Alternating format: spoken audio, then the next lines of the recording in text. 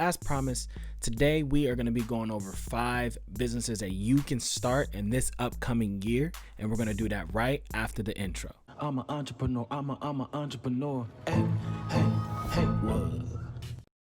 Welcome everyone to my channel. This is Michael, the entrepreneur, coming back with some more entrepreneurial content. If you are thinking about starting, managing, or growing your business or your side hustle, please consider subscribing to my channel. You can do that by hitting that subscribe button, also banging on that notification bell. If you're listening to this on my podcast, please consider subscribing. You can do that just by hitting that subscribe button. If you do, you're going to be notified whenever I drop some entrepreneurial content, and I don't want you to miss out on any of the content that we're going over. We talk about everything you need to know. I bring in entrepreneurs. I actually have my first interview coming up pretty soon. I'm gonna be filming that this week, so I'm really excited for the trajectory of not only this channel, this YouTube channel, but also this podcast. So as promised, like I said, I'm going to be giving you guys an additional 5 different businesses that you can start in this upcoming year. So let's just jump right into it. First business that I think that you should start in 2021 is going to be the adjustable desk. So I know many of you guys might be like, why would I want to do that? The reason why I feel like it's important is because there's going to be a lot of people, as you guys saw, that are, number one, this year they wanted to actually have a desk at home. I think what's going to be happening in this upcoming year is a lot of people are going to be jumping on the wave of being a little bit more healthier. So having a desk that is adjustable is really great. This is how you do it. So I don't think that you need to go in and create your own desk, but you can take the top 5 and put them on your website and sell them. And then you can go from there. You can do some digital marketing campaigns and stuff like that and just get it out there. I think if you find the right product, you're going to do well. The next business is going to be local carrier service. And this is the reason why I say this. Obviously, you have DoorDash and you have all these other things out there, right? But their pricing might be too expensive. So let's say you start, and you can start small, just offer your services to the different businesses that are in your community. Let them know like, hey, I will drive your products around to your customers when they're complete. I would just like to have X amount of money for the delivery, right? And if you're competitive, if your pricing is there, and if you actually have a legitimate business, they might listen to you. They're a local business, you're a local business. That little bit of money, that little bit of income here and there might be good. And then if you're consistent with it, let's say you get 1 or 2 businesses where you actually deliver for them, that's good money that you can make on the side. And it's beneficial for them because they want to get their products to their customers and their clients as soon as possible. So that is a good business that you can start. And I know it's a little unorthodox, but I mean, FedEx, all of those different businesses started somewhere. So like I said, start small and then start to grow your operation, grow your business. So the next thing is going to be food and other e-commerce online stores.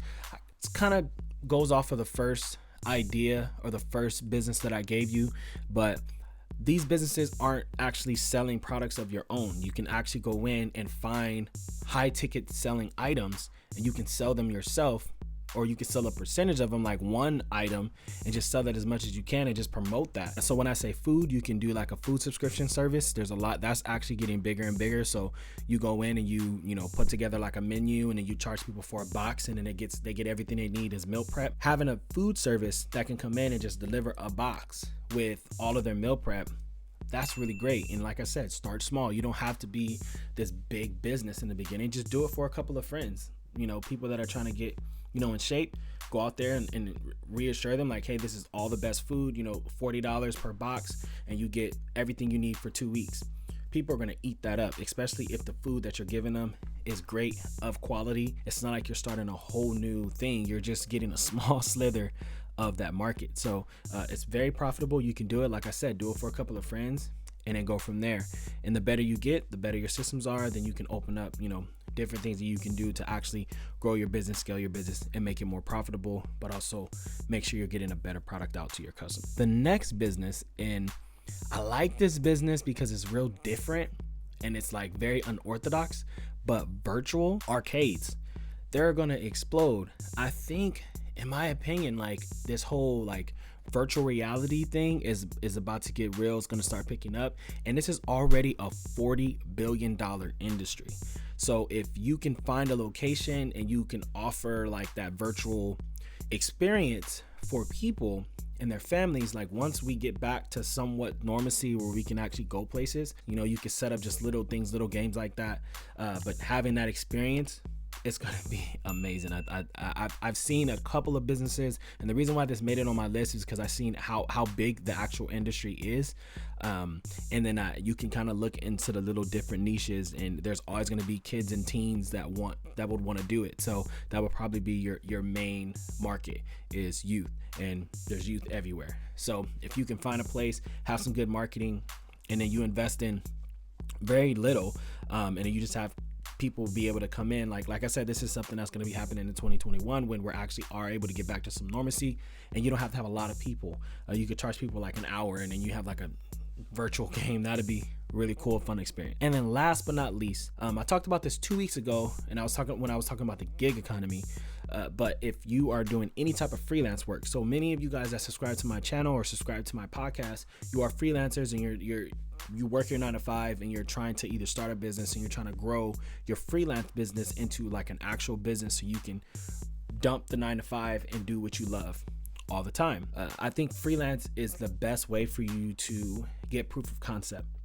So instead of you going out and just starting a business and not having any idea of the market talking to you and just starting it and putting all this money into it, if you started as a freelancer, you really get to test the waters.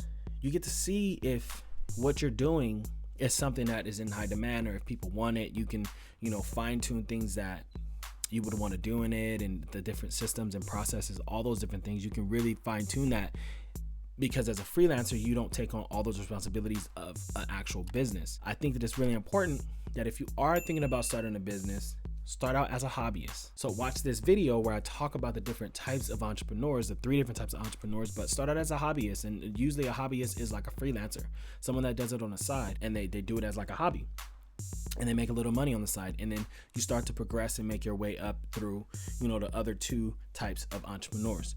So thank you guys for tuning in. I appreciate it so much.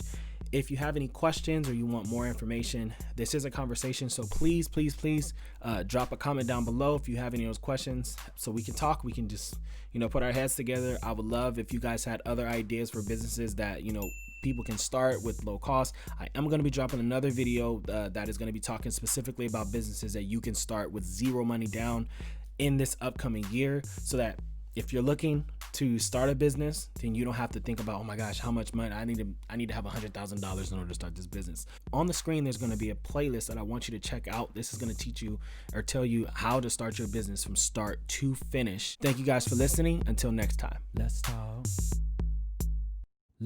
business.